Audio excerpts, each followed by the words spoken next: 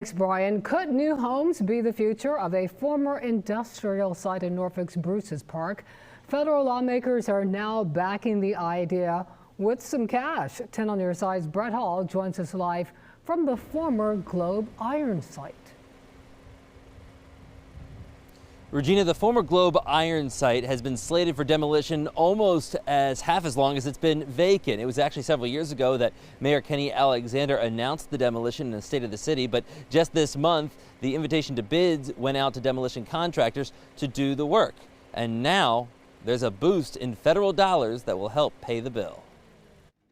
$1 million. It's a check most of us could do a lot with, but in the city of Norfolk's case, it's all headed to help demolish the former Globe Iron site. That the city bought, a couple years ago to help now redevelop this, hopefully turn into more affordable housing and some commercial. But this housing crisis is not just Hampton Roads, it's nationwide. Estimated to cost roughly $3 million. Today, Councilman Carlos Clinton, who represents the area, calls demo an important first step. There are plans and we are moving with it. However, Warner says it's also indicative of the challenges facing development today. For nearly 6 decades, the 17 acres were used to help literally build Norfolk.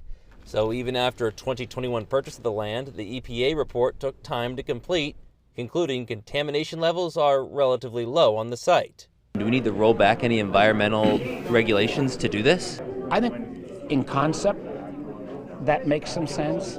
If the reality is then you're sitting on lead contaminants, you may not be able to find folks that live there. I do think what could happen around the environmental process, it needs to be sped up.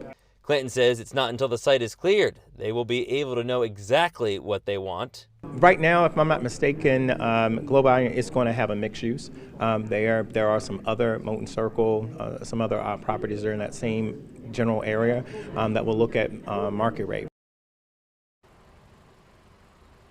Market rate that people can buy, and right now there is a shortage, around 12,000 units in the city of Norfolk alone.